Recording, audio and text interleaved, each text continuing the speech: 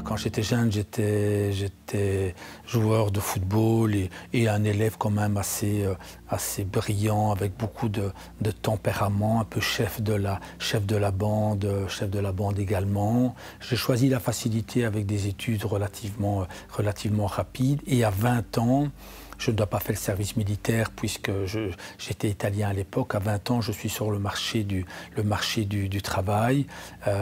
Et après mon graduat informatique, je rentre dans une boîte dans l'informatique à l'âge de 20 ans. 20 ans, c'est jeune, hein, 20 ans. Et là, je monte des échelons de programmeur à chef de projet. Et en parallèle, je suis au Sporting de Charleroi, 2 ans en Division 2, 3 ans en Division 1. De Salvatore Couraba a accompli un travail de funambule génial. Pour transpercer et contourner la défense du Standard, son centre parvient à Didier Beny. On n'est pas professionnel, hein, donc je travaille la journée et puis je m'entraîne le soir. Et à 25 ans, je ne sais pas ce qui m'a pris. Le club est devenu professionnel et je devais choisir et je décide de ne pas devenir professionnel. Bon, avec du recul, j'ai fait le bon choix, mais c'était quand même un choix pas facile. Je sais que je ne me considérais pas comme assez bon joueur. J'étais juste un bon joueur de Division 1, mais pas plus. Et je change de métier. Plutôt que de rester programmeur, chef de projet, je rentre dans le commercial. Donc je commence comme commercial et je monte tous les échelons. Hein. Donc je suis quand même quelqu'un de relativement loyal. Et donc après 10 ans chez, à l'époque, Projet IBS, à quelques mois de devenir directeur général du site de Bruxelles, je veux devenir actionnaire. Et c'est malheureusement pas possible. Et puis je fourmille d'idées, je suis vraiment un homme de projet. Et souvent, ce que je propose, la direction n'est pas toujours d'accord. Et donc, plutôt que d'accepter le rôle de directeur général, je sors de ma zone de confort, je prends une décision encore extrêmement courageuse, où je fonde Easy. On était à 2, hein, Christian Castelin et moi-même. Et puis on travaille comme des malades, vraiment des malades. Et on a la chance qu'Easy marche bien dès le départ et qu'on grandit vite. Et voilà, l'histoire d'Easy est lancée comme ça. Et c'est une véritable success story. Il y a une dizaine d'années, je rachète les parts de Christian Castelin et je me lance vraiment dans un style de management participatif. Pourquoi ce management participatif ou cette société participative? Parce que je pense que c'est des convictions fortes. Évidemment, j'ai été frustré de ne pas pouvoir devenir actionnaire. J'ai été aussi frustré qu'à un certain moment, je ne puisse pas tout décider de mes projets et je n'avais pas envie de faire les mêmes erreurs. Christian Castelin, le cofondateur, n'était pas tout à fait convaincu. Il était pour, mais pas jusqu'au bout. Et quand j'ai racheté ses parts, j'ai foncé dans ce modèle-là.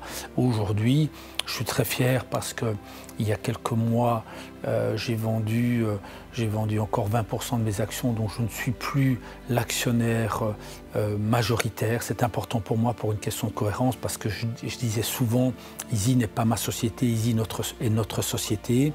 J'ai donné le flambeau à mes managers et à mes directeurs, mais quand même rester actionnaire majoritaire, je trouve que c'était en contradiction, donc je ne voulais plus être actionnaire majoritaire pour démontrer à tout le monde qu'une société peut encore mieux marcher quand on est dans le partage. Et donc là, j'ai 100 employés qui sont actionnaires, ça veut dire 100 locomotives dans l'entreprise qui travaillent comme si c'était leur propre entreprise.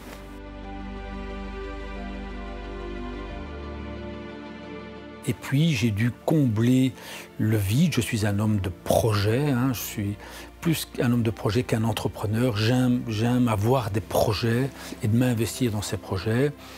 Et on m'a beaucoup sollicité pour redémarrer l'Aral qui avait fait faillite, qui n'existe plus.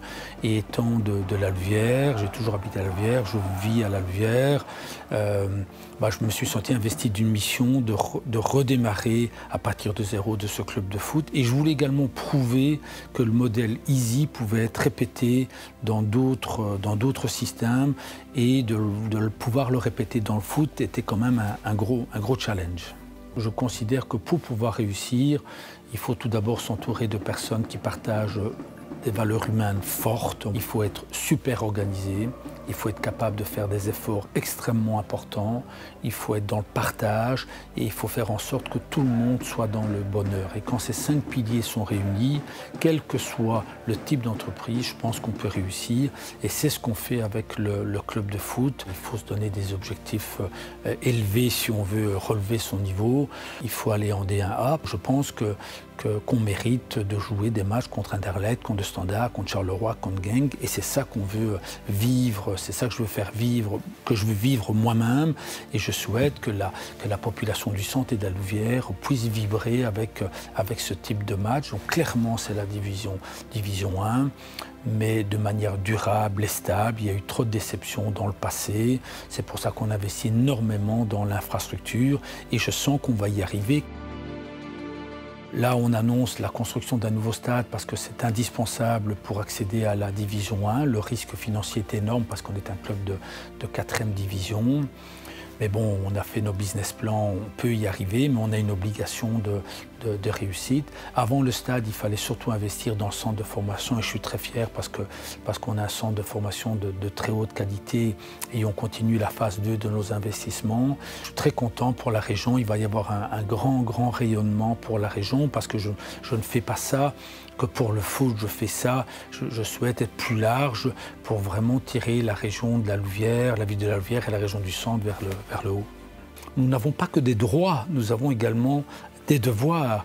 Et moi, je considère que j'ai des devoirs vis-à-vis de ma région et que ce n'est pas parce que j'ai réussi que je dois juste profiter et je dois reprendre des risques pour développer ma ville, la région du centre, pour développer la Wallonie, ça me paraît indispensable, et la Belgique également. Et c'est le rôle de chaque entrepreneur de le faire, de réinvestir une partie de leur richesse au niveau de la Wallonie. Ça me semble tout à fait logique. Quels sont les conseils que je pourrais donner, mais pas nécessairement aux jeunes, à tout le monde. Donc il y a 2 choses qui sortent, qui me viennent vraiment à l'esprit. Ben, c'est faire preuve de courage. Donc évidemment, on sait souvent ce qu'il faut faire, mais on n'ose pas prendre la décision, on n'ose pas se lancer parce qu'on manque de courage. Et c'est pas grave si on ne réussit pas, mais il faut se mettre en mouvement, il faut agir. Et le 2e point, c'est cette capacité de faire des efforts. Pour réussir, il faut travailler dur. Évidemment, comme j'aime ce que je fais, je n'ai pas le sentiment de travailler dur, mais aujourd'hui, je ne connais personne qui peut réussir sans travailler dur. Même les joueurs de football de haut niveau doivent travailler dur. Et les entrepreneurs qui réussissent sont ceux qui travaillent dur. Et pour moi, c'est 2 conditions indispensables. Travailler dur et prendre les bonnes décisions, faire preuve de courage pour prendre les bonnes décisions.